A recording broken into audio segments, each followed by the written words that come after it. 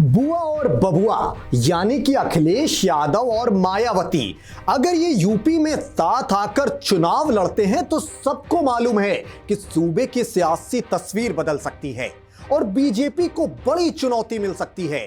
बीते रोज एक इंटरव्यू के दौरान अखिलेश ने यह संकेत दिए हैं कि बीएसपी के लिए उनके दिल में आज भी सॉफ्ट कॉर्नर है।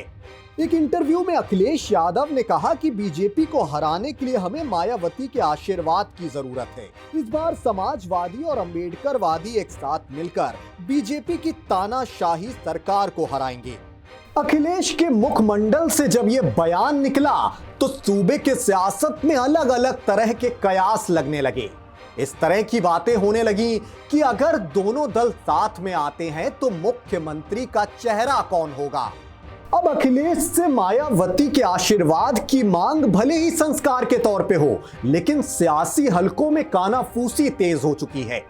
दोनों दलों के बीच गठबंधन कई बार हो चुके हैं, तो दोनों का फिर साथ आ जाना कुछ नया नहीं है।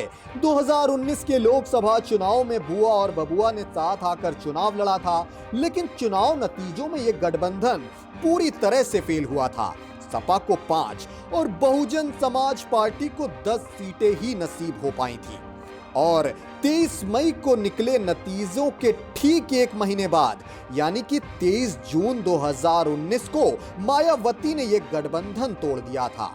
इसके पहले साल 1993 और 1995 में भी दोनों साथ आए थे।